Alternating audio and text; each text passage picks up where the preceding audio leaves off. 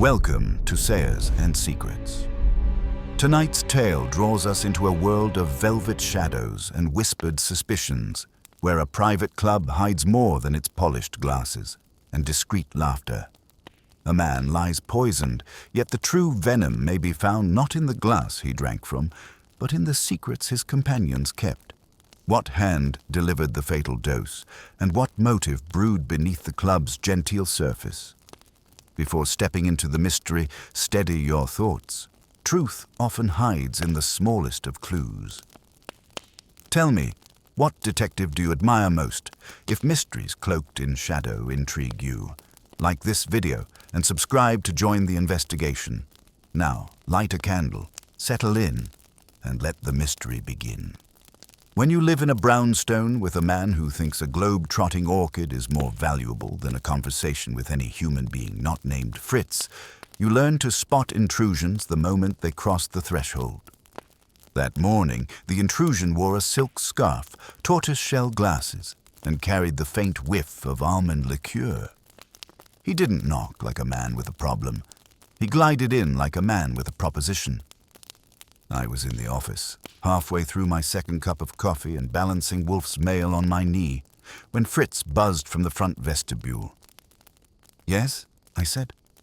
"There is a gentleman," Fritz replied with that particular tone that meant trouble dressed as taste. "He insists he's expected." "Does he know he isn't?" "I believe he would not care." That earned my curiosity. I told Fritz to let him in and left the mail to slump in the armchair. The man who entered wasn't the usual sort that crossed our threshold to wring their hands and spill their guilt. This guy had a posture you couldn't learn in a courtroom and a smile that never made it to the eyes. He looked around the office with the same lazy appreciation you might give a painting you didn't understand but had been told was expensive. "I'm Archibald Goodwin," I said. "Archie, if you're here to make yourself useful. Otherwise, stick with Mister and tell me why you've got the nerve to barge in here like the brownstone was an extension of your social club." He offered a hand, which I didn't take. "Laurent Endicott," he said, still smiling, "of the Albion Club, a friend of Mr. Wolfe's. We share an acquaintance in Professor Halbert Lang." At the mention of Lang, I arched an eyebrow. That was a name Wolfe didn't bring up unless he was annoyed or nostalgic. Lang had once sent Wolfe a rare hybrid orchid. Wolfe had replied with the closest thing he ever gave to affection, a 2-line thank you note and a refusal to meet for lunch. I turned toward the door that led to the plant rooms. "Wolfe's in with his orchids." 10 minutes to noon. You're not getting him now unless you've got a fire hose or a French cookbook. "I have something more compelling," Endicott said smoothly, adjusting his cufflinks. "I believe a murder is going to occur at the Albion Club. Possibly this week that earned him a pause." "Belief," I said, "is a fine thing, mister. Endicott faith moves mountains, but if you want Wolfe, you'll need something a little more tangible. And urgent, I believe," he repeated with a ghost of emphasis, "that one of our members has already tried once and failed." That got me standing. "You've got 2 minutes to explain." "Make them better than your cologne." He eased himself into Wolfe's red leather chair, which would have gotten him tossed by Wolfe himself if he were in the room. I let it slide for the sake of narrative momentum. "We're a private social club. Exclusive, yes, but not criminal. Mostly retired industrialists, financiers, and the occasional author who doesn't mind cigars with his solitude. A week ago, one of our oldest members, Ambrose Gervain, collapsed during supper. He claimed he'd merely felt faint. The physician on duty found nothing, but the moment I walked into the dining room, I smelled it. I nodded slowly. Almonds. Precisely. And Ambrose was eating from the common table. Nothing brought in from home. Nothing suspicious except his demeanor. He refused all further testing. 2 days later, another member, Rufus Bardley, mentioned he'd lost his wallet. It turned up later, emptied of everything but his ID and a single playing card. "Which card?" "The ace of clubs." "That's not subtle. I don't think he meant it to be." Whoever it is, they're enjoying the drama. Ambrose now refuses to come to the club. Bardley is brushing it off as a prank, but I've seen enough misdirection in my life to know when someone's playing for time. I gave him a long look. And what exactly do you want from Mr. Wolfe? A prediction of the next target? Or someone to stand in the cloakroom and sniff hors d'oeuvres? I want him to come to the club. Just once. Meet the men. Listen. Observe. I've heard Mr. Wolfe solves puzzles from a chair. Let him sit. We'll serve him brandy and beef Wellington. I glanced at the door again. You've clearly never met the man. Wolfe chose that moment to make his entrance. The orchids must have been watered, spoken to, and appropriately serenaded, because he was wiping his hands and wearing the expression of someone ready to dismiss mankind as a failed experiment. "What is this?" he rumbled. I gestured toward Endicott. "Laurent Endicott. He says a man at his private club tried to murder another with cyanide. Wants you to come sniff the air." Wolfe grunted and sat in his chair as though gravity had been invented just for him. "I do not sniff," he said. Endicott smiled thinly. "But you do observe. And you do detest murder." "That depends," Wolfe said, reaching for his beer. "Was the intended victim insufferable?" "He was," Endicott admitted. "But the poisoner will not stop at one failure." That got Wolfe's eyes open. Barely. "How many members?" 26 regulars, 12 dining staff, 3 administrators." "Too many. I require a narrowing." "You'll have it," Endicott said. "If you agree to help, I'll deliver a list of 7 men, all of whom were seated at Ambrose Gervain's table, and all of whom had reason to despise him." Wolfe considered. "You, Mr. Endicott, are you among them?" "I am." Wolfe nodded once. "I detest clubs, but I'm fond of puzzles." "You may send your list." Endicott rose with a satisfied nod and handed me a slim leather folder. "It's already prepared." That kind of timing always itches the back of my neck. After he left, Wolfe turned to me with the same look he reserves for cases involving rare cheeses or monetary persuasion. "Archie, you will go to the Albion Club tomorrow. Observe. Collect impressions. Do not eat," I sighed. So begins another week of detecting by denial. Wolfe closed his eyes. Precisely. The following morning, Wolfe didn't descend from his orchid rooms until 11:42, and he did so with all the energy of a man who had just been asked to chair a dance committee.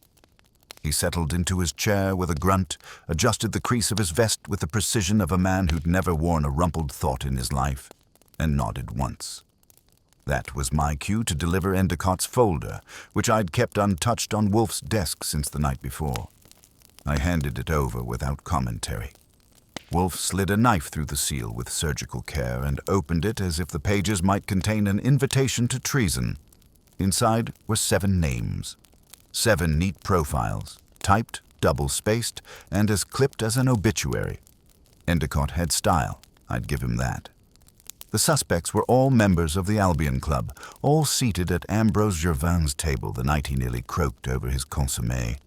Each one had a history with the man. Some shared financial tensions, others personal slights, and 1 or 2 the kind of political disagreements that often lead to whispered suggestions of poison, though usually only metaphorical.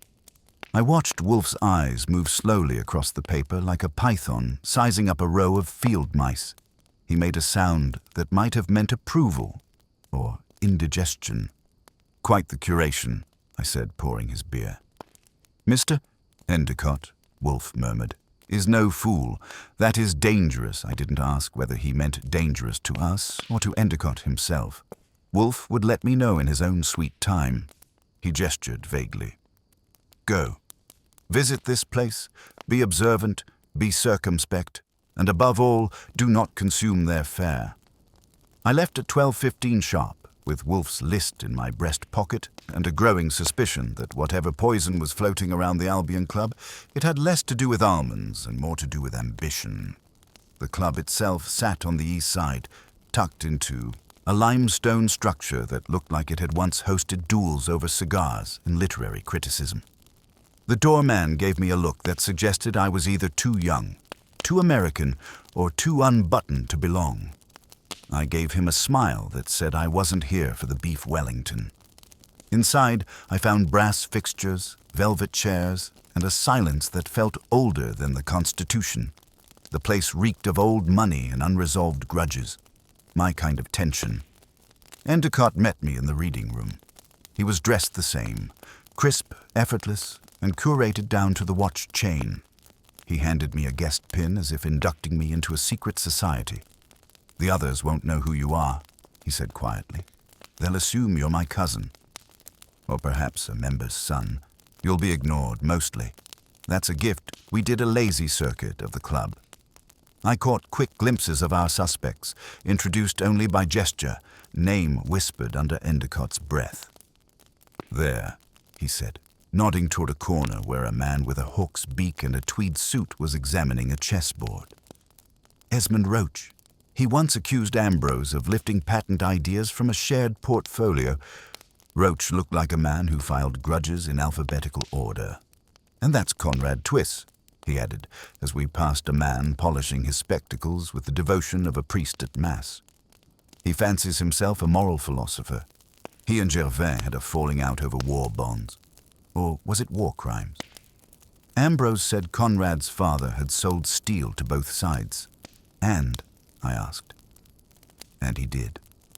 I made mental notes. I always do. Wolfe says my brain is more reliable than shorthand and less prone to interpretation. I don't argue when he's right. We passed others. Martin Vogel, an economist with the warmth of a lizard. Jules Hesketh, a former stage actor who still moved like every hallway had footlights. Lionel Tegg, an ex-diplomat with a cane and a reputation for backroom negotiations. And, lastly, Rufus Bardley, the wallet victim. Bardley had the unshaken demeanor of a man who had convinced himself nothing interesting would ever happen again. Each man had a look, the kind Wolfe could read like a headline. Me, I read posture and silence. You can tell who feels watched and who's doing the watching. By the time I left, I had more questions than answers and an itch between my shoulders. Not fear, just the sense that something in the club didn't want to be observed. Back at the brownstone by 4, I found Wolfe at the table with a plate of squab and a glare for the New York Gazette. I waited until he wiped his lips with surgical precision before I gave him the rundown. He listened without interruption, without even pretending to be interested. But when I described Roach's chessboard and Twiss's wire-rimmed gilt, his eyes narrowed half a millimeter. "You've formed an impression?" he asked finally. "Yeah, they're all guilty of something that," he said, "is the definition of club membership." I smirked. "But someone tried to kill Gervain." Wolfe tapped the rim of his glass. "If indeed it was attempted murder." "You think Ambrose fainted for fun?" "No, but I doubt his collapse was the intended outcome of any action taken that evening. Cyanide is not subtle, nor is it precise. A man who uses it in a room full of others, on shared food, invites notice." I nodded. "So you think the poison was a message?" "I think," Wolfe said, "that it was a performance. One meant to unsettle, not to end the wallet, with the playing card. Likely the same author. Possibly a separate message." "That's 2 warnings," I said. "Someone's rattling cages." "Yes," Wolfe murmured, "and one of the birds has begun to sing." We were interrupted by the sound of the bell. Fritz appeared a moment later with a look I've seen him wear only twice. Once when a delivery man dropped a case of Sancerre, and once when a bloodied man had collapsed in the vestibule asking for help. "There's been an incident," Fritz said. "A package was left on the stoop." "Addressed to you," Sir Wolfe made a sound that might have been a curse in Latin. "Where is it?" "In the front room." I went to fetch it. It was small, rectangular, and wrapped in thick cream paper. No return address. I placed it on Wolfe's desk. He stared at it like it had insulted his mother. Archie, open it. I'm flattered. Inside, cushioned in black velvet, was a single object, a tarnished silver teaspoon with a single almond taped to the bowl. There was a note, handwritten, florid cursive. One taste should suffice. Wolfe didn't speak for a moment. Then he said softly, "We have been disturbed." That was an understatement. In Wolfe's world, the sanctity of the brownstone wasn't just comfort, it was order. Rational, unbroken, inviolable. And now someone had cracked that order like an egg over hot iron. "Archie," Wolfe said, voice calm but cold, "we are no longer observers. We are participants. See that you're ready." The silver spoon with the taped almond stayed on Wolfe's desk all night. He didn't want it touched, moved, or even commented on, at least not beyond the very specific profanity he muttered in Old German when Fritz tried to remove it before dinner. That little exhibit sat there like a calling card from an enemy who not only knew how to get past our front stoop, but had an artistic flair and a sick sense of humor. I spent the evening assembling dossiers on Wolfe's chosen seven. Names, histories, club gossip, and anything I could coax from a few quiet phone calls to my more indiscreet sources in financial journalism. There was enough dirt between them to start a tulip farm, and every bit of it pointed in one direction. Ambrose Gervain had made himself the kind of man that people didn't just dislike. They fantasized about outliving. At 9:30, Wolfe summoned me to the office. He hadn't moved all day, but his tone had sharpened. He was thinking. That meant things were about to get interesting. "Report," he said. I pulled my notepad. "Let's start with Esmond Roach, patent lawyer. Once worked with Gervain on a defense contract back in 1939. Accused Gervain of stealing intellectual property after the war. The case never made it to court. But Roach resigned his post, moved to private practice, and joined the Albion Club the same year." Wolfe nodded. "Grudge." "Deeply rooted," I said. "Then there's Conrad Twiss, moral philosopher by title, full-time polemicist by behavior. Gervain publicly mocked one of Twiss's essays on national responsibility during wartime, calling it glib remorse in tweed. Twiss returned the favor by refusing to sit near him for a year, until 2 weeks ago." "Curious," Wolfe murmured. "Right. Now, Jules Hesketh is a former stage actor, mostly retired, known for his charm and appetite for scandal. Gervain supposedly blackballed him from a radio serial sponsorship years ago. Hesketh shrugged it off at the time, but he never quite left the club after that. Another with flair," Wolfe noted. "Possibly the spoon's author. Next is Lionel Tegg, diplomat turned lobbyist. Gervain accused him in the club lounge of laundering political favors through Eastern European ventures. Gervain never substantiated it, but Tegg's reputation never fully recovered. Still drinks in the far corner, like he's expecting to be hit with a subpoena." Wolfe closed his eyes, filing names and motives the way a jeweler classifies flaws. "Then there's Martin Vogel, economist, editor of a quarterly most people would rather nap on than read. Gervain lambasted one of Vogel's forecasts in a guest column, which cost Vogel 2 speaking engagements and a grant renewal. The man holds on to humiliation like a paperweight." Wolfe opened his eyes again. "And Bardley? Rufus Bardley. Classic club fixture. Wallet lifted, card left behind. Claims it was a prank, but the card was deliberate. Ace of clubs, placed face up, not stuffed in randomly. I checked with the club steward. He says Bardley looked pale the next day, skipped lunch, and barely spoke." Wolfe's brows rose, possibly more disturbed than he admits. "And Endicott rounds out the set," I said. "He admits a quarrel with Gervain over a wartime investment fund. Gervain supposedly advised him to hold back from a purchase, then bought it himself. Endicott lost money. Gervain made a killing, did he now?" Wolfe muttered. 7 men, 7 wounds. 1 spoon, I added, and 1 almond. Wolfe tapped his fingers together, temple to chin, the way he does when he's assembling an idea before letting it leak into words. Archie, you will speak with each of them directly. I want you to be firm. Press without posturing. You may imply legal inquiry if necessary. Emphasize that this is no longer a club matter. It is now a matter of private investigation, and that Mr. Wolfe is not tolerant of ambiguity. That's generous phrasing for go rattle some cages, I said. Any preference for the order? Begin with Roach, he said. He is least likely to prevaricate and most likely to retaliate with honesty. So the next morning, I dressed in what I like to call my respectable menace outfit. Blue suit, sharp tie, no nonsense, and made my way back to the Albion Club with a notebook, a fresh pencil, and an attitude calibrated somewhere between federal agent and impolite nephew. Roach was in the library, arranging chess pieces into positions that didn't exist in real games but looked impressive to passers-by. I introduced myself by name, said the words Nero Wolfe, and let the silence settle. That got his attention. If he's looking for a confession, Roach said dryly, he's wasting both our time. I'm not, I replied. But someone is playing games with poison and postcards, and Mr. Wolfe isn't fond of games unless he's already won them. Roach sniffed. I didn't poison Ambrose. Though I did once tell him he ought to swallow something sharp. And the spoon on our stoop? I asked.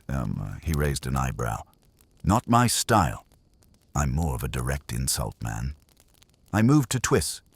He was in the lounge, reading some volume with a spine that suggested it had never once been read recreationally. He eyed me like I'd interrupted a séance.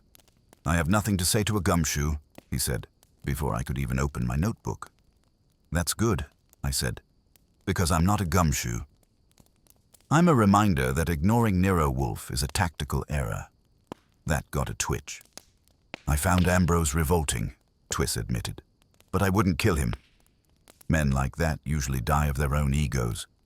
Sure, I said, but some need a nudge. Jules Hesketh was more accommodating. He poured me a drink, then forgot who it was for, and drank it himself. He was cruel, Hesketh said with a nostalgic sigh. The kind of man who pokes at you until you snap, then tells the story as if it was your idea. But murder? Oh, please. I'm not dramatic anymore. I'm retired. Lionel Tegg met me with the stiffness of a diplomat who hadn't been invited to the right dinner party in years. I would have liked Ambrose out of the way, he said, but I'm not reckless. My enemies go broke, not breathless. Martin Vogel refused to engage at first, but eventually muttered, I suppose we all dreamed of a world without him. But a fantasy is not an act, I believe that. Mostly because his shoes were worn through and his teeth matched his pessimism. Last was Bardley. I caught him in the billiards room, cue in hand, eyes red from something other than effort. The wallet, he said quietly, was a warning. Not to me, to everyone who left it. He shook his head. If I knew, I'd be gone. Gone where? Anywhere but here. That chilled the air. I left the club with more than notes. I left with the sense that whoever orchestrated this wasn't aiming to kill. They were aiming to paralyze, to create fear in well-tailored doses. Back at the brownstone, Wolfe was mid-meal. I gave him the summaries while Fritz cleared the plates. He listened, nodding at intervals, then leaned back.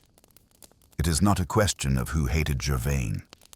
It is a question of who enjoyed the anticipation of his demise and who decided to announce it theatrically, I added. Wolfe closed his eyes. We will soon invite our players to the stage. But first, I must know who moved the almond. That meant something had shifted, not just in the club, but here. Someone, somewhere, had reached into Wolfe's private world, and they'd left more than a teaspoon behind. By the next morning, the teaspoon had vanished from Wolfe's desk. Not discarded, mind you, not packed away or dusted into irrelevance, just moved. I noticed it when I came into the office at 9:15 sharp, coffee in hand, pencil behind my ear. The square of black velvet still sat on Wolfe's blotter like a velvet guillotine, but the silver spoon, along with its taped almond, was gone. I didn't ask Fritz because Fritz wouldn't have touched it without being threatened with exile, and I sure as hell didn't touch it. Which left Wolfe. When I found him in the plant rooms, he was doing his daily sermon to the orchids with a calm that only made the situation more unsettling. I stood there a full minute before he acknowledged me with a flick of a single finger. "The spoon's missing," I said. "It's not missing," Wolfe replied without looking up. "It has been relocated for analysis." "By whom?" "By me." That was that. If Wolfe had gone so far as to pick up an object with potential cyanide residue himself, something had poked his inner alarm bell. He finally turned. It was not tampered with. I performed a basic test for residue. No trace of poison. The almond was real, whole, and ordinary. "Which makes it worse," I said. "Yes," he agreed. "The threat was symbolic. Worse, it was literate." Wolfe didn't explain what he meant by that, but the wheels behind his eyes were spinning, and that meant mine had to be too. He sent me out with orders. Confirm alibis, sniff out tempers, and dig until someone twitched. So I started with a list, a schedule, and a cab that smelled faintly of wet dog and gin. First stop, the club's steward, a man named Fellworth. He ran the floor with all the charisma of a haunted grandfather clock, but knew who moved where and when, more reliable than fingerprints and twice as bitter. He met me in his office, which had the vibe of a storage closet with delusions of grandeur. I flipped open my notebook and got to it. "Ambrosia Vane," I said. "His last supper here. What do you remember?" Fellworth blinked slowly, like memories cost him. "Tuesday. He came in early, asked for the main table. It was roast duck that night, and the seating arrangement. Endicott to his right, Twist to his left. Vogel and Roach were across. Tegg and Bardley came late and sat at the ends. Any movement between plates." He blinked again. "You mean, did someone play musical chairs with the duck? I mean, did anyone leave the table for longer than a trip to the loo?" He thought. "Roach left to take a phone call. Bardley went for a smoke. Endicott got a delivery envelope from a courier. Came back annoyed. Annoyed how? He didn't say. Just frowned like someone had told him his stocks had opinions. That was a start. I took down times, patterns, and the names of 2 waiters who served the meal. Then I tracked down those waiters. Sam and Lorenzo, who looked equally terrified of being asked to remember something that wasn't a food order. Sam remembered nothing but Gervain's breath mint request after dessert. Lorenzo remembered Gervain touching his temple just before he stood and wobbled. "Did he look scared?" I asked. Lorenzo shook his head. "Just disappointed." Now that was interesting. By mid-afternoon, I'd pulled threads from 4 dry-lipped ex-colleagues and 2 former assistants of our suspects, under Wolfe's authority and my own charm. The assistant to Twist confirmed that he'd been working on a treatise titled The Moral Architecture of Punishment during the week of the incident. "Lots of scribbling," she said. "Lots of long walks and muttering." I noted the title. If I'd been planning revenge, that's the kind of thing I might have written after poison practice. Roach's former secretary gave me more. A photocopy of a hand-edited draft from 2 years ago. Notes about cyanide, likely from a legal defense case Roach had worked on. He'd underlined the phrase "bitter almond" twice and jotted, "Too dramatic for efficiency, reserved for effect." I liked that. So would Wolfe. Tegg's old campaign handler, however, gave me a gold nugget. "Lionel?" he said over the phone. "Oh, he's careful." But back in Prague in '47, he once sent a cigar box with an empty shell casing inside to a journalist who wrote something snide. Said it was a joke. I asked what happened to the journalist. "Nothing," he said. But the guy never wrote about him again. Hesketh's trail was weirder. His former stage manager gave me a voicemail recording. accidentally captured during a corps rehearsal where Hesketh muttered, "He's going to get what's coming." I'll see to it, even if it's with props. Vogel had nothing but academic ennui in his background. He hated Gervain, sure, but his idea of revenge was probably a footnote in a scathing peer-reviewed journal. That left Bardley. I tried him last, again, because there was something about the man's brittle calm that made me want to circle him a few extra times before moving in. This time I didn't meet him at the club. I tracked him to a tobacconist 3 blocks north, where he was buying pipe tobacco with the caution of a man buying poison disguised as leaves. I waited till he exited, then caught him on the sidewalk. "Mr. Bardley," I said casually. "Archie Goodwin. You remember, he stiffened like I'd hit his spine with a tuning fork." "Ah, yes. Mr. Wolfe's associate confessor sometimes. Listen, I'll keep it simple. That wallet incident. Why'd you lie?" "I didn't lie," he said too quickly. I didn't think it warranted alarm." "But it did," I said. "You said the card was a prank, but it was a warning. You know it, I know it, and Wolfe knew it the second it touched the paper." He started to reply, then stopped. His knuckles tightened around the paper bag. "You're scared," I said. "No," he murmured. "I'm not scared. I'm chosen." That froze me. Chosen. I think that's what it means. Whoever's doing this. They think I'm next. Or maybe they think I understand, but I don't. I just saw something I shouldn't have. "What did you see?" But he shook his head. "I'll tell Mr. Wolfe," he whispered. "Not you. Not here." He walked away. That night I returned to the brownstone. Wolfe had barely moved. The spoon was back on the desk, in a glass case Fritz had found somewhere in the basement archives. It looked like an exhibit from the Museum of Intent. I dropped my notebook on the desk and gave Wolfe the highlights. Roach's notes. Tegg's box stunt. Hesketh's stage threats. And Bardley, now officially a broken pocket watch of a man. Wolfe listened, nodded once, and tapped his forefinger on the glass case. "One of them," he said, "has already performed. Another is preparing the second act. And Bardley? He may not be the intended audience. He may be the prop. That's when Fritz entered with a yellow envelope. No return address," he said. Wolfe opened it with the same care he'd use for a rare orchid invoice. Inside, a single photograph. Of me, standing outside the tobacconist. Behind me, blurred in the window's reflection, was a man in a light overcoat. Face partially obscured, hand holding a newspaper folded twice. Wolfe examined it, then looked up. "We are being watched," he said, "and not by amateurs." The photograph changed everything. Wolfe examined it as if it were a fragment of a lost manuscript, holding it at arm's length before placing it under the desk lamp and tilting it toward the light. He didn't say much. Just the occasional grunt that meant his brain was sorting details faster than a filing clerk on speed. I, meanwhile, was pacing. And when I pace in the office, it means something has climbed under my skin and set up shop. "That picture was taken yesterday," I said, "outside Bardley's tobacconist."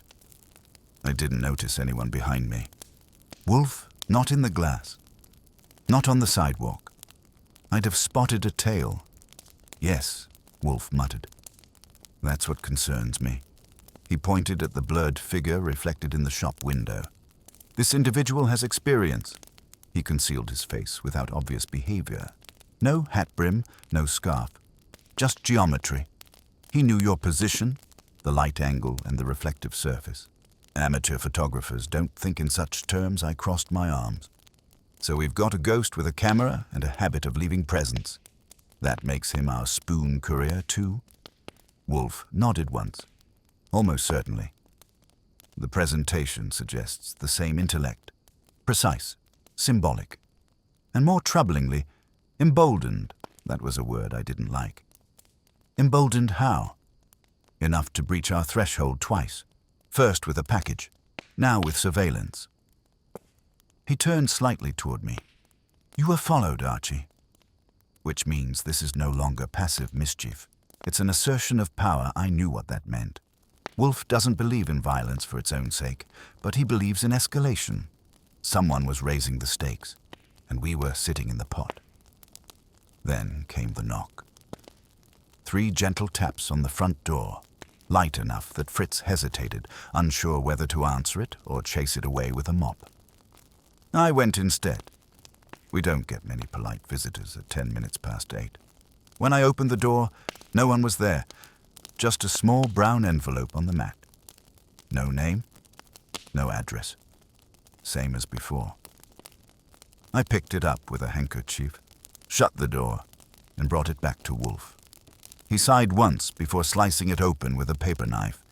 Inside was a single item, a page torn from a ledger, lined in tight script. It wasn't original.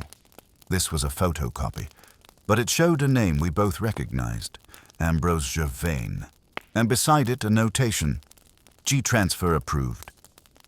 Teg to receive date, 2 days before the poisoning. Wolfe stared at it without speaking. I leaned in.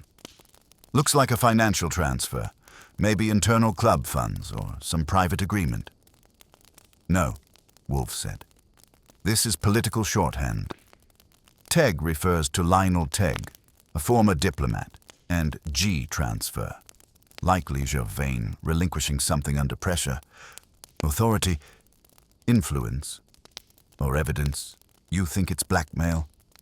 I think someone wanted us to find this, Wolfe said quietly, and chose to reveal it in a manner consistent with theatricality. That gave me the chills. Someone was inside the game and playing both sides of the board. I turned toward the office window, watching the street lamp flicker. Wolfe, if this guy can get to our door, tail me, and knows what documents to leak. Why is he playing games? Why not just finish what he started with Gervain? Wolfe steepled his fingers. Because the performance is the point. Whoever this is, he craves more than justice. He wants a narrative. He wants observers. He looked straight at me. He wants us involved. That's when Fritz called from the hall. Mr. Goodwin, your desk drawer, was it open? I blinked. What? I was straightening papers and noticed the right drawer is ajar. Did you open it today? I moved to my desk in the outer office. The bottom drawer, the one I kept locked unless I was working on active files, was open by ½ an inch. The lock wasn't forced. There were no scratches, no signs of tampering, just that subtle, accusing gap. I pulled it fully open. Nothing appeared missing. Files were stacked in the same half-messy order I always left them. Appointment cards, case notes, a backup revolver I hadn't touched in 3 weeks. I looked at Wolfe. Somebody was in here. He nodded grimly. That confirms it. A trespass, but why risk that? Why not just break in, take what they want, and go? Because, Wolfe said, they didn't want to take. They wanted to show they could. The office went still. Wolfe stood, slowly. That alone was enough to make Fritz freeze mid-step. Archie, he said, voice measured. Secure the house. Windows, locks, cellar door. After that, call Saul Panzer. I turned, already reaching for the phone. You want him on guard? No, Wolfe said. I want him on the trail. Whoever this is. They know too much, and they're getting bold. That means they'll make a mistake, if Saul follows closely enough. Saul, as always, picked up on the second ring. I gave him the summary, quick and clipped. He didn't ask dumb questions, just said he'd be at the brownstone within the hour. While I waited, I double-checked every door and window. All locked, no signs of forced entry, which meant whoever had been in here either had a key or picked the lock so clean I'd need a microscope and a week off to notice it. When Saul arrived, Wolfe briefed him with cold precision, showed him the ledger copy, the photograph, the drawer. Saul nodded silently, as if taking mental photographs of his own. Start with the club, Wolfe said. Check staff. Janitorial, catering, and delivery personnel. Someone has access, and stealth, Saul grunted. You want surveillance or squeeze? Begin with observation. Escalate if necessary. When Saul left, Wolfe sat down and closed his eyes. I paced again, slower this time. You think this is all just to put on a show for us? No, Wolfe replied. It's more layered than that. The spoon, the photo, the drawer, they are not warnings. They are invitations to what? To a conclusion. Our interloper is preparing the final act. That night I didn't sleep much. I sat in the front room with a paperback I didn't read and a pistol I didn't plan to use.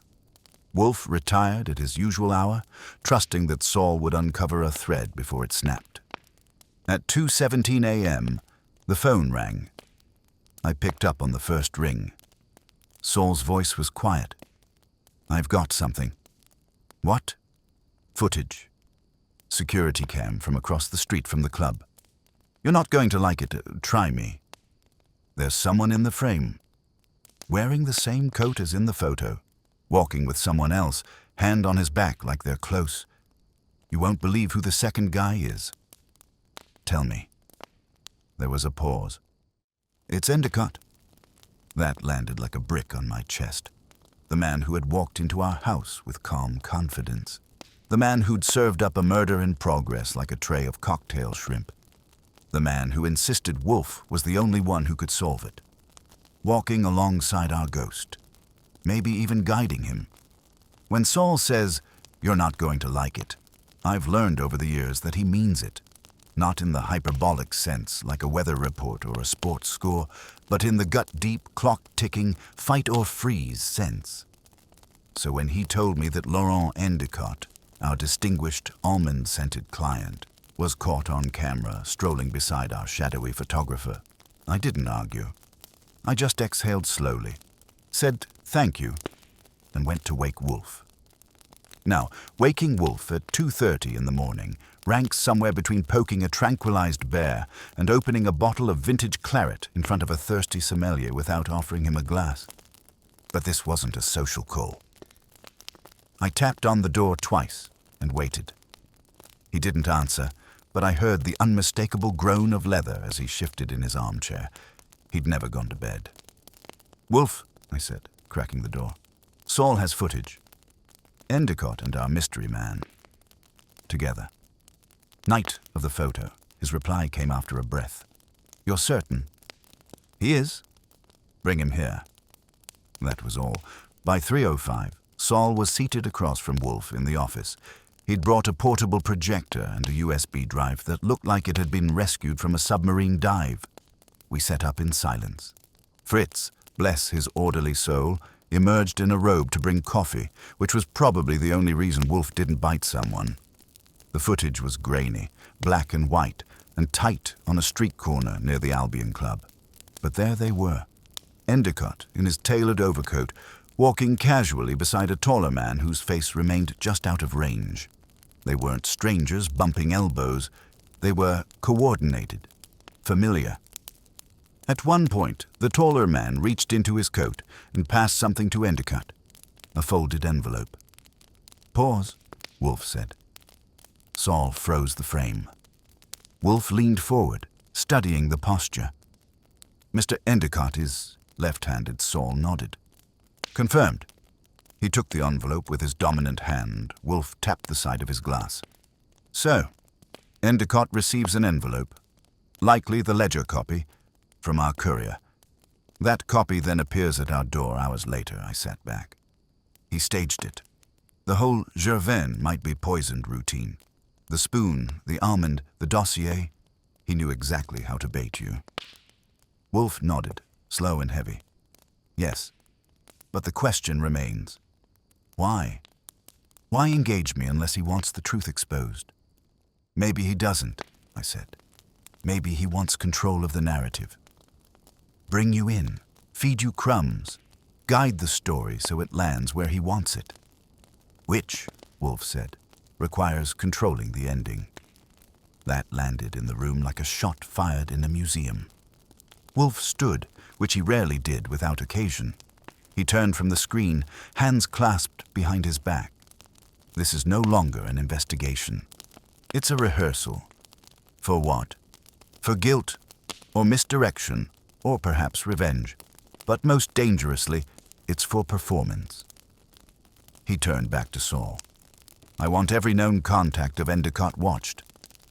Financial movements, club attendance, correspondence. Begin with the club's back office. Find out who provides security clearance for external deliveries. Saul nodded, took his drive, and left without a word. Wolfe sat again, exhausted but electric. I knew that look. He wasn't angry. He was engaged. By noon the next day, the brownstone was silent but tense. I made calls. I reached out to a few old contacts in city records, trying to verify the existence of any official transfer, financial or political, between Gervain and Lionel Tague. Nothing came up. Whatever was scribbled in that ledger had never made it into any official channels. But something else had. Saul called at 1:16. Got a hit, he said. Endicott made a sizable cash deposit 2 weeks ago, $5,000, small bills. Same week, Gervain collapsed. Who's the recipient? No recipient, Saul said. Just a deposit into an old, low-activity account, one that was dormant until this year. And the name on the account is Jules Hesketh. I nearly dropped the phone. The actor? Yeah, and get this. Hesketh withdrew the exact same amount 4 days later. That didn't sit right. Hesketh was flamboyant, charming, but broke. Everyone knew he hadn't worked in years. A $5,000 withdrawal was like handing a lighter to a fireworks stand. I thanked Saul, hung up, and walked back to the office. Wolfe, I said. Endicott funneled $5,000 to Hesketh. Quietly. Same week, Gervain dropped his soup spoon. Wolfe closed his eyes. What could Hesketh offer in return? An act, I said. Something convincing. Something theatrical. The poisoning, Wolfe muttered. He staged it. It made sense now, if Gervain wasn't truly poisoned, but merely believed he was. The fainting, the symptoms, the timing. Hesketh could have coached it all, or even performed it himself and claimed to be a witness. A thespian's gift, making the unbelievable visible. But then, I said, what was the point?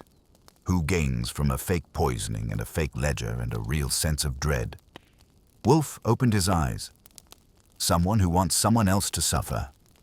Slowly, publicly, and with plausible deniability, this narrowed our field. I called the club and asked for Bardley.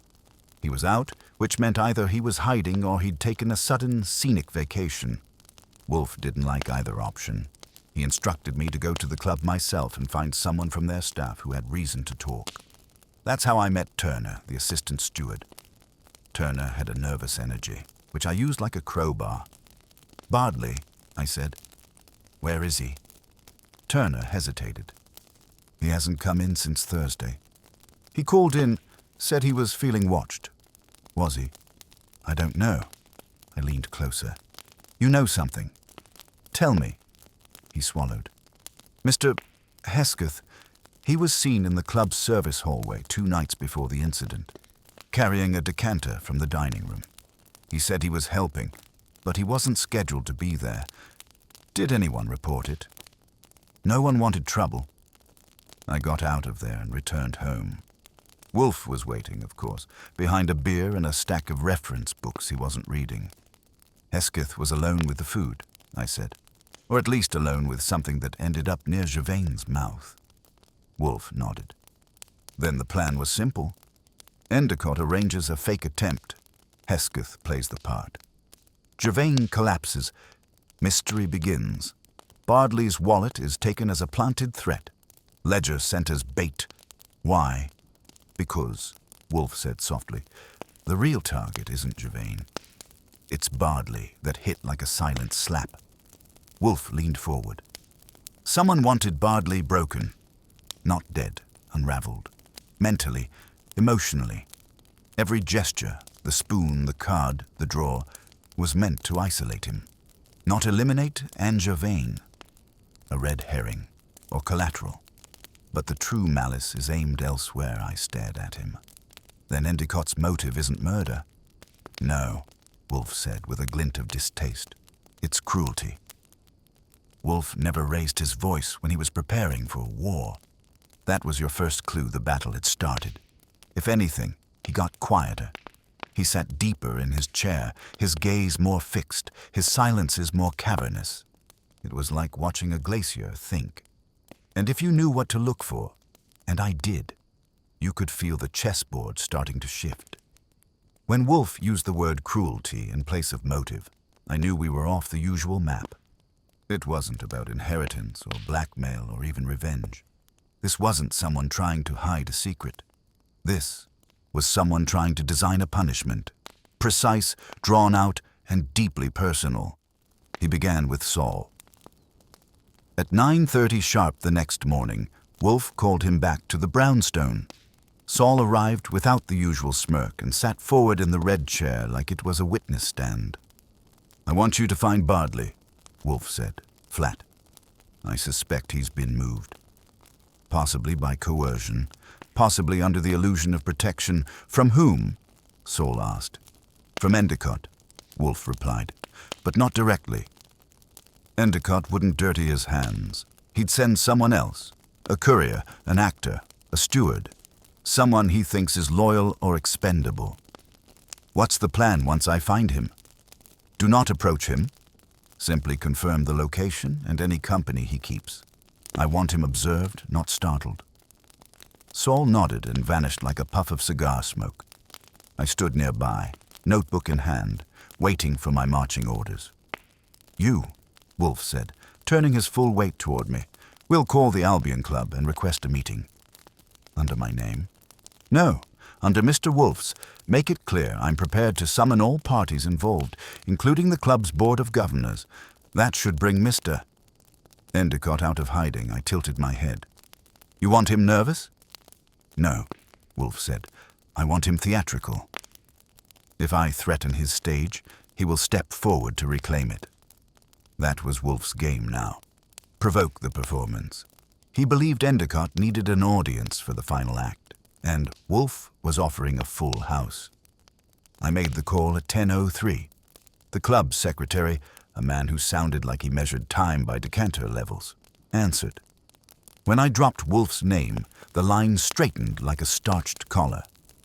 "Mr. Endicott is not presently available," the secretary said. "Then find someone who is," I said. "Mr. Wolfe wishes to make a formal request for attendance." All 7 men were present at Gervain's table, including Endicott, including Hesketh, including Bardley. There was a pause. "Bardley isn't present?" I offered. "Yes, I know. Which is why Wolfe is extending the invitation before he sends subpoenas that lit a fire." By noon, a formal reply had arrived via courier. Sealed envelope, heavy stock. Wolfe slit it open without urgency. "Mr. Wolfe, your invitation is acknowledged. A private gathering may be arranged at your discretion. I trust it will be handled with care. Laurent Endicott. No return address, just a faint watermark of the Albion Club crest at the bottom." "He took the bait," I said. "He never needed bait," Wolfe murmured. "He needed framing." At 2:15, Saul called. He'd found Bardley, not in hiding, but being hidden. A rental cottage in Chappaqua, paid in cash under a fake name. Bardley was inside, looking pale and worn. "There's a man staying with him," Saul said. "Club steward. Turner, that got a raised eyebrow from Wolfe. Ah, not coercion. Coddling Saul stayed nearby. Wolfe gave him one instruction. If Bardley attempted to leave or was moved, intervene, but otherwise remain invisible. That night, Wolfe prepared for the gathering as if it were a coronation. He had me draft 7 invitations, each sealed by hand, requesting their presence at the brownstone the following evening. The wording was delicate. No accusations, no threats, just a note that Wolfe wished to clarify recent events and believed their participation would be mutually beneficial. All 7 were hand-delivered by a courier service that Fritz didn't approve of, and Wolfe didn't care. While we waited for replies, Wolfe went to work assembling a script. Not a speech, not a monologue, a verbal trap. Each sentence was crafted to reveal something or provoke something. Wolfe believed in verbal fencing, not sword fights. He didn't swing. He parried until the opponent lost balance. By noon the next day, all 7 had replied. 6 accepted. 1, Endicott, sent a reply that simply read, "Of course." Fritz polished the office with the solemnity of a church deacon. The chairs were spaced with surgical precision. The spoon and almond sat on Wolfe's desk in their glass box, like a trophy and a warning. The photograph of me, blurred reflection and all, was pinned on Wolfe's corkboard behind his desk. By 5 o'clock, we had a seating chart. Wolfe would stay in his chair, as always. I would stand. The suspects would sit in a half-circle. Endicott, by Wolfe's request, was placed in the center. Bardley's chair was left open, deliberately. At 5:38, Saul called. "They're on the move." Turner's driving Bardley to the brownstone, voluntarily. "Yes, he looks..." Resolved, Wolfe heard that and said only one thing. "Good." By 6:15, the guests had begun to arrive. Roach came first, silent and tense. Then Twist's lips pursed. Hesketh sauntered in like he'd been invited to a curtain call. Vogel arrived with a notepad. Tegg nodded to me once and sat without speaking. Endicott entered at 6:41, impressive as ever. Scarf knotted, cufflinks catching the light. He glanced at the almond in the box and gave it a half smile. "I must say," he murmured, "you know how to dress a stage." "You wrote the play," I said. "We're just lighting it." He sat. Wolfe didn't rise, didn't greet him, didn't speak. At 6:52, Bardley arrived. He looked like someone who had woken from a long nightmare. Pale, thin, but awake. Turner walked him in, placed a hand briefly on his shoulder, and left. Wolfe finally spoke. "Thank you, gentlemen. Please be seated." They did. All 7. The circle is complete. Wolfe looked at each of them in turn, his gaze a scalpel. "You're not here as suspects," he said. "You are here as characters in a performance. One that was orchestrated not to kill, but to punish." Endicott shifted once. The first movement he'd made. Wolfe continued. "Someone here tried to destroy Rufus Bardley.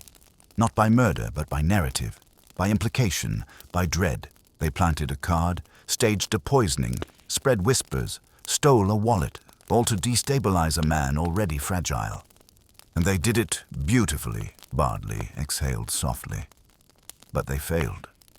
Wolfe leaned forward, because cruelty, however refined, leaves fingerprints, and the theater of guilt always requires a second performance, one only the director can give. He turned slowly toward Endicott. "Would you like to give yours now?" Endicott met Wolfe's gaze and smiled. Endicott's smile was the kind that tried to draw a curtain over everything. It wasn't wide, it was neat, considered, and smug in the way a man smirks when he thinks he's already accounted for every piece on the board.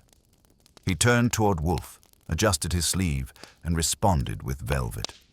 "Mr. Wolfe, I admire your flair. Truly.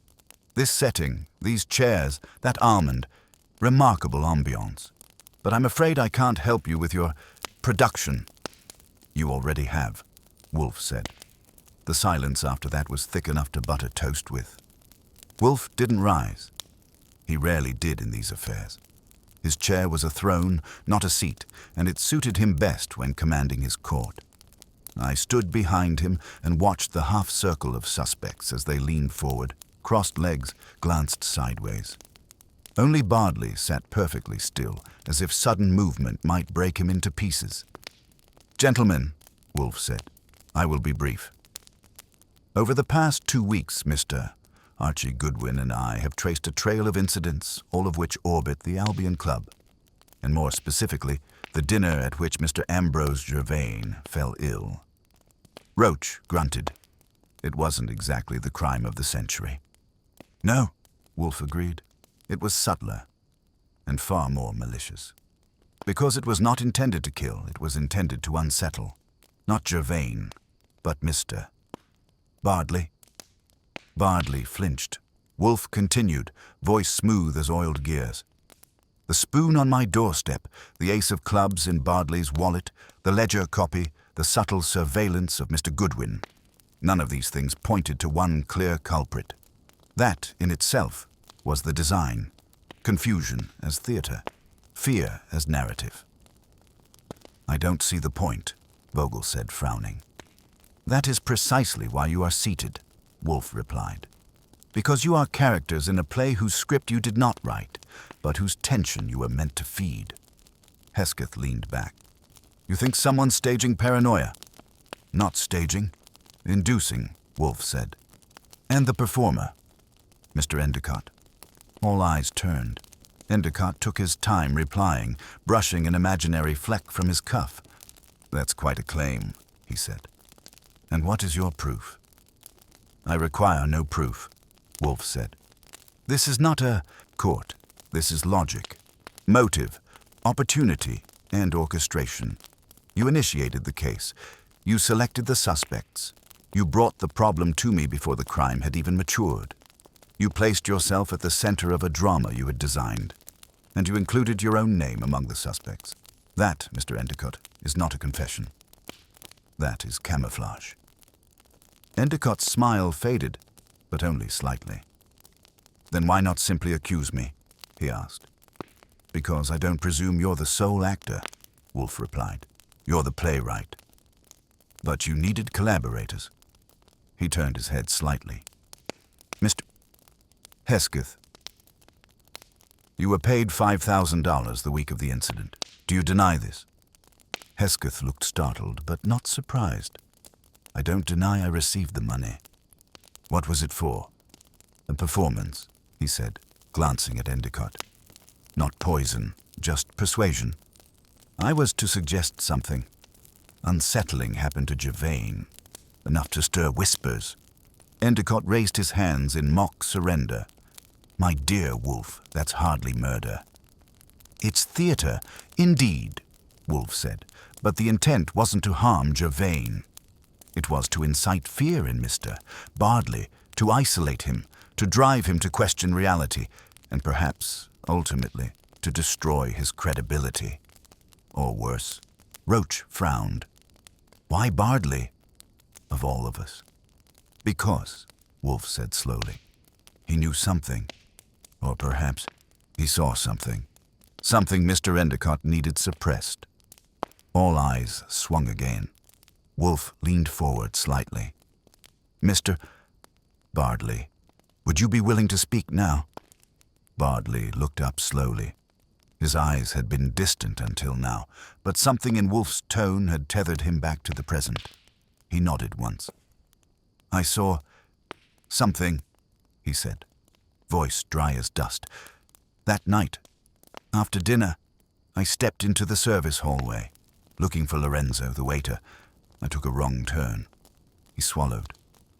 I saw Mr. Endicott with Gervain.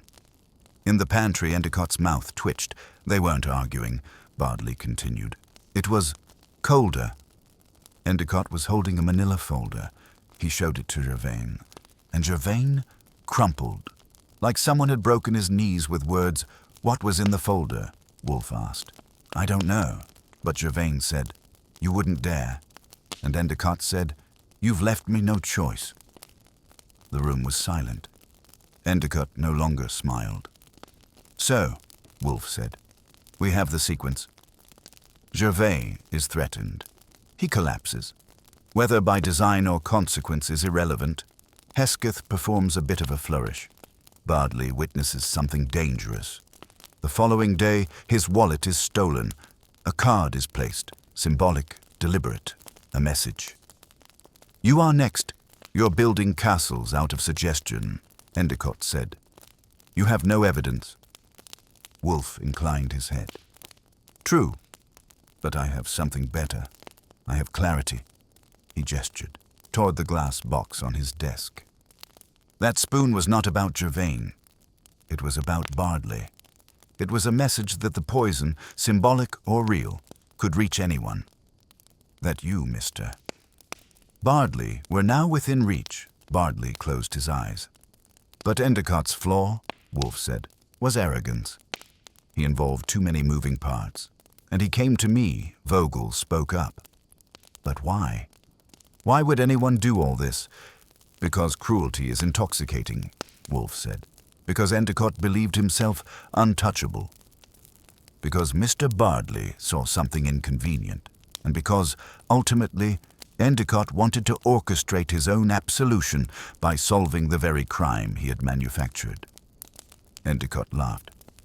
Not wildly, just once, sharp and dry. "You've built quite a tale," he said, "but this is still America. You can't hang a man for imagination." "No," Wolfe said, "but the club can expel him. The papers can report it. And more importantly, the truth can undo the lie." At that moment, Saul entered through the side door. He nodded to Wolfe and handed him a slip of paper.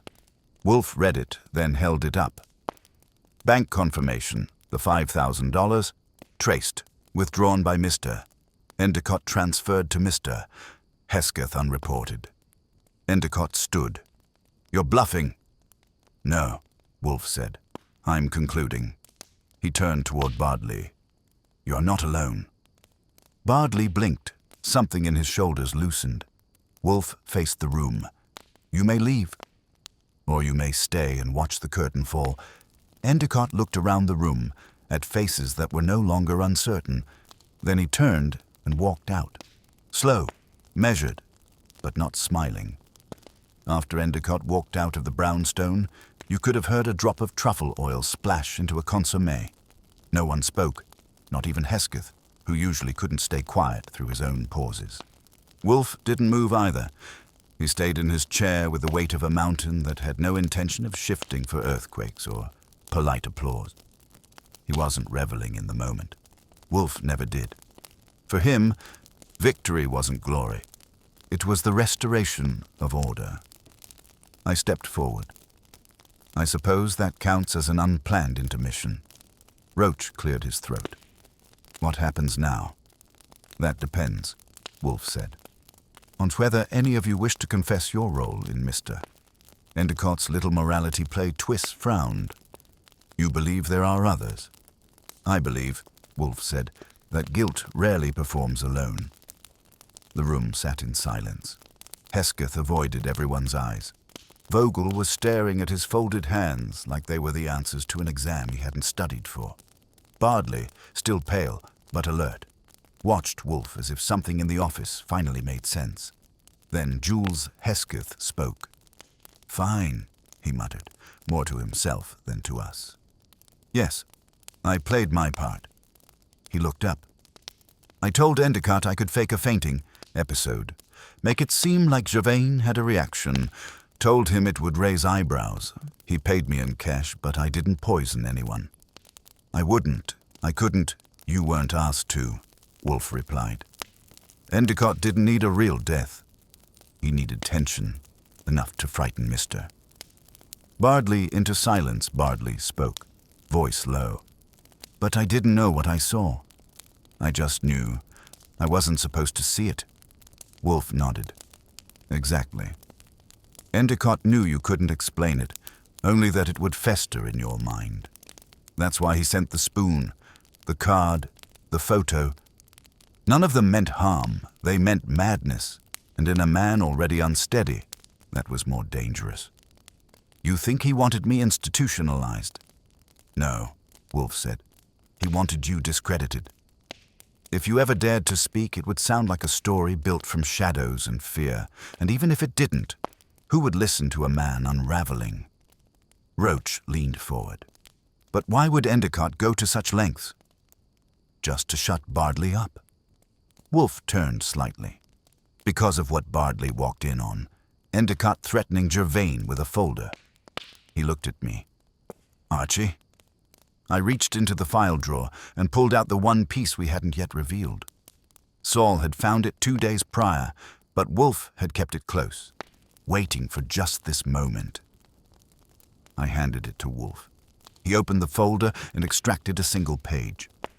This, he said, holding it up, is a copy of a property deed. A holding company registered in the Cayman Islands, transferred quietly last month. The signatory, Ambrose Gervain. Witnessed by Laurent Endicott. Tegg spoke up, brow furrowed. So, Wolfe said. This deed proves that Gervain sold, under duress or manipulation, a sizable asset to a shell company created by Endicott, which is fraud and likely laundering. But it gets better. He paused, for effect. Not dramatically. Wolfe never fished for gasps, just long enough to make sure no one missed the point. The real trick, he continued, is the date of the transfer. 2 days before the staged poisoning, when Gervain was already preparing to out Endicott to the club board. Twiss blinked. He was? He was, Wolfe confirmed. He'd spoken to the club's finance chair about possible improprieties. Gervain wasn't subtle. Endicott knew time was short, so he designed a new story, one with a villain, a victim, and a cast of familiar faces. Hesketh rubbed his eyes. And I was the fool. You were the mask, Wolfe said. A willing mask. No, Vogel said suddenly, voice sharp. No, I didn't know about any of that. But I helped him, didn't I? Everyone turned. Vogel swallowed. He told me Bardley was unstable. The wallet incident was real but exaggerated. He asked me to keep an eye on him at the club, to mention things, subtle things, whisper about paranoia. I didn't realize it. Was part of something bigger. I just thought I was helping an old friend. By undermining another, Wolfe said. Vogel nodded, ashamed. I never thought Bardley would break. He didn't, Wolfe said. He came close. But he didn't. I stepped forward again. That's why he sent us the ledger copy, Wolfe. That's what started all this. He was trying to warn us. No, Wolfe replied. He was trying to absolve himself. But yes, it led us here. Roach exhaled heavily. So what happens to Endicott? Wolfe leaned back. That depends on you. He looked at the circle of men. The club can remove him. Public disgrace may follow, or it may not. That is not my concern, he looked at Bardley. But this man deserves restoration. Dignity. And if you all leave this office tonight pretending nothing happened, then you are complicit. Again, no one argued. Bardley stood, a little shakily. I don't care what happens to him, he said. I just want to be left alone. Wolfe nodded. And you shall be. But not forgotten, I escorted them out one by one. Some shook my hand. Some avoided my eye. Vogel paused at the door and muttered, Tell him, thank you. When the last one had left and the door latched with a soft click, I returned to the office. Wolfe was still in his chair, eyes closed. The box with the spoon and almond still sat on the desk, a final relic from a play no one paid to attend. Quite the production, I said. Wolfe opened one eye. Unsatisfying? Really? He nodded. There was no triumph. Only survival. That's most victories, I said. He made a low noise and closed his eyes again. Still, I added, I wouldn't mind seeing Endicott try to pull that act off in front of a grand jury. Neither would I, Wolfe murmured. We sat in silence for a while. Then he said, Dinner. I smiled. I'll check with Fritz. The Albion Club didn't fall apart. Clubs like that never do. They don't disintegrate. They reconfigure, gently, politely, behind soundproofed panels and closed mahogany doors. A week after the gathering in Wolfe's office, their internal bulletin posted a quiet line in the member registry. Laurent Endicott. Resigned. no explanation, no scandal, no fuss. But those who read the line understood, and those who didn't would eventually be told in a whisper over sherry that Endicott had become incompatible with the club's values, which is polite society's way of saying he nearly drove a man insane with metaphorical poison. The press never got the story, not the real one. A few noticed the shuffle in board positions, the sudden disappearance of Endicott from a few listed committees, and Hesketh's sudden return to stage hosting a radio dramatization of The Count of Monte Cristo. But Wolfe wasn't interested in the press. He didn't deal in headlines. He dealt in closure. Still, I would have bet good money that when he sat down for dinner 3 nights after the reveal, with a plate of duck à l'orange and a bottle of Riesling, Wolfe felt that peculiar satisfaction he only got when justice had been served cold and garnished with a curled confession. "You didn't call the police," I said, watching him cut the duck with surgical precision. "I didn't need to," he replied. "Not even to report the fraud with the deed. I sent a note," he said, anonymously, to the Financial Oversight Board tied to the Shell Company's records. "They'll find him eventually.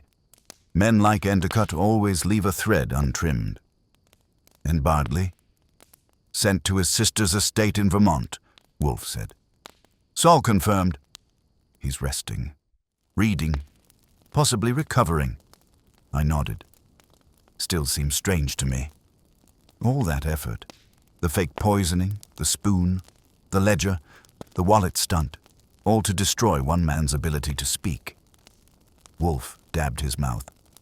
"Cruelty," he said, "is most dangerous when it masquerades as artistry." He let that hang in the air like steam off soup. "But what about Gervain?" I asked. "He's still alive. Still sitting somewhere with a scotch and a heart full of secrets." "Let him be," Wolfe said. "He traded one crime for another. That's not my concern. And Hesketh? We'll live long enough to regret being useful." That was Wolfe's version of mercy.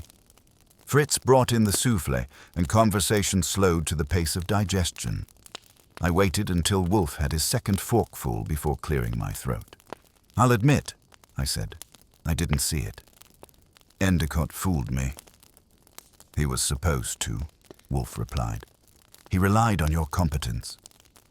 "Not your suspicion." "Well, thank you," I muttered. "That's almost a compliment." Wolfe grunted. "Don't let it go to your head." We finished dessert in silence. Wolfe liked his endings clean, without lingering flavors. After dinner, we returned to the office. The chairs were back in place, the glass box gone, the corkboard bare again, just the way he liked it. No relics, no tokens, no reminders. The phone rang just before 10. I picked it up. "Mr. Goodwin?" a woman's voice said. "This is Frances Bardley, Rufus's sister." "Yes, ma'am," I said, glancing at Wolfe. "How is he?" "Better," she said. "He's sleeping through the night. He's writing again. I think what you did made the difference. I didn't answer right away." Wolfe raised an eyebrow. "He asked me to thank you," she added. "Both of you. He said you didn't just solve something. You gave something back. I told her Wolfe didn't take thanks, but I'd pass it along." When I hung up, he was already looking away. "She's right, you know," I said. "You gave Bardley his voice back." "I gave no such thing," Wolfe said. "He reclaimed it. That was his way of stepping out of the light." Still, the room felt different. Not lighter, but steadier. I went over to the window and looked out. It was raining, the kind of soft, polite rain New York offered when it wanted to apologize for being loud. Behind me, Wolfe stood. Rare, deliberate. "Archie," he said. I turned. "Yes?" "I dislike being used. That's mutual. But Endicott's mistake," he continued, "was assuming the performance could be sustained. That narrative could protect him from the truth. He walked to the bookshelf and pulled down a volume of Montaigne. "Storytelling is not truth," he said. "It is only its shadow." "And yet you tell stories," I said. Every time you sit there and talk suspects into knots." Wolfe looked up, eyes glinting. "Yes, but only to find the shape of the truth, not to replace it." I watched him for a moment, book in hand, the faintest curl of contempt on his lip. He wasn't gloating. He never did. He didn't need to. For Wolfe, the satisfaction was internal and deeply private. The world had been crooked. He had straightened it. That was enough. He returned to his chair, opened the book, and exhaled. "You're quiet," he said, without looking up. "I was thinking," I replied, "about the spoon." "What about it?" "Well, you kept it." He looked over the top of the pages. "Did I?" "I noticed the box in the orchid room." He didn't deny it. He turned a page slowly, then said, "Some objects remind us that silence can be manipulated. Others remind us that truth is louder." I smirked. "That's poetic for you." "I am occasionally allowed subtlety," he said. "Now please, unless you intend to begin reciting Keats, go file your notes." "Yes, sir." I headed to my desk. Outside, the rain picked up, tapping against the windows like fingertips on glass. I sat, opened my notebook, and flipped to the first page. Case. The man from the poisoned club status. Resolved. Damage. Considerable. Justice. Unclear. Truth. Wolfe's. And that was enough. The brownstone was quiet again, the way it should be.